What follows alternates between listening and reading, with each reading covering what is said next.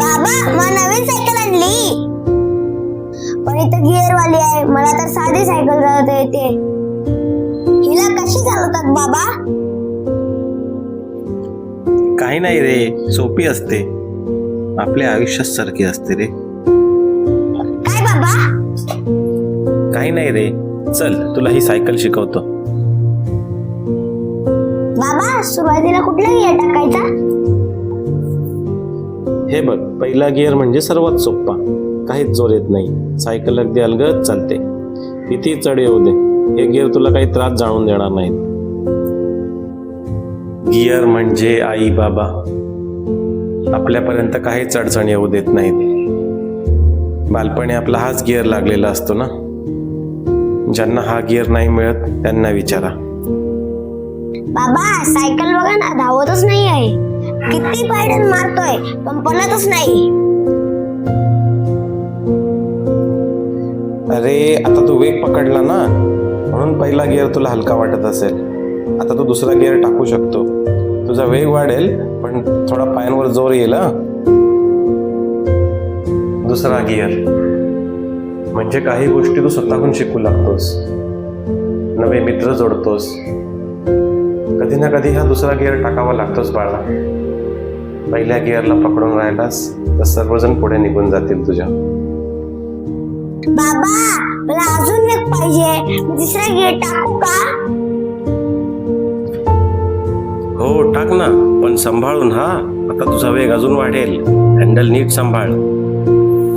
तिसरा गिअर म्हणजे आता शाळेत तुझ्या अभ्यासाचा व्याप वाढला असेल बाळा. जसा सायकलने पायावर जोर येतो तसा आयुष्यात तुझ्या बुद्धीवर जोर येईल. खूप नवीन गोष्टी काळजीने शिकून घ्याव्या लागतील तुला.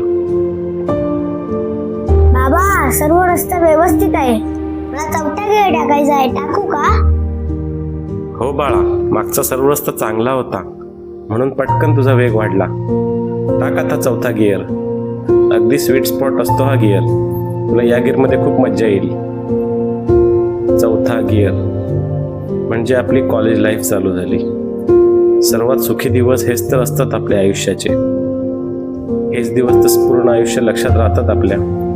आयुष्यात कितीही पुढे गेलास तरी राहून राहून हेच दिवस आठवतील तुला. बाबा सायकल चांगली पडत आहे आणि पायावर जास्त जोर पण नाही येत आहे. याच गिअर मध्ये सायकल चालवणार आणि पुढचा गिअर टाकणारच नाही. असं नसतं बाळा. हा गिअर तुला कम्फर्टेबल वाटला तर तुझा वेग वाढणार नाही आणि तुझ्या मागचे सर्वजण तुझ्या पुढे निघून जातील आणि तुला चिडवतील.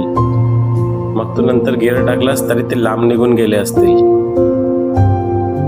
कितीही रम्य दिवस असले तरी पुढे जावेच लागते बाळा. आपल्यासोबत फक्त आपण आठवणी नेऊ शकतो, ते दिवस नाही नेता येत. ठीक आहे बाबा, मी पाचवा गिअर टाकतोय. बाबा सायकल खूप जड येऊ लागली आहे पण पळत छान आहे. हो बाळा, आता बघ आपण किती झपझपे अंतर पार करू. असाच चांगला रस्ता राहिला तर आपण लगेच 6वा गिअर पण टाकू. 5वा गिअर म्हणजे तुझं शिक्षण संपून तू आता कमवू लागला आहेस. आता तुला या वेगाची नशा होईल. आणि पुढचा गिअर म्हणजे जास्त जबाबदारी अंगावर घेशील. जास्त काम म्हणजे जास्त प्रमोशन, जास्त कमाई आणि जास्त वेग. बाबा तुम्ही बोलता बोलता मी 6वा गिअर टाकला पण आता सायकल खूप जड झाली आहे बाबा, पण वेग खूपच वाढला. असू दे बाळा, आता नाहीतरी नंतर तुला हा गिअर पण टाकावा लागलाच असता. आपला वेग जेव्हा चांगला असतो तेव्हाच हा गिअर टाकायचा, नाहीतर सायकल खूपच जड येईल तुला. वेग म्हणजे पैसा आणि गिअर म्हणजे आपली मेहनत. जितकी जास्त मेहनत करशील तितका जास्त पैसा मिळेल. आणि हो, आयुष्यात सर्व परिस्थिती अनुकूल असेल तेव्हाच परिस्थितीवर स्वार व्हावे, नाहीतर परिस्थिती आपल्यावर स्वार होते. बाबा समोर चढण आहे, गिअर बदलावा लागेल का? हो बाळा, आता गिअर कमी कर. जितके गिअर कमी करशील तितकी सायकल हलकी होईल, पण वेगही तितकाच कमी होईल. परिस्थिती प्रतिकूल झाली की वेगाकडे थोडा वेळ दुर्लक्ष करणेच चांगले. आपली आयुष्याची सायकल चालू राहणे महत्वाचे.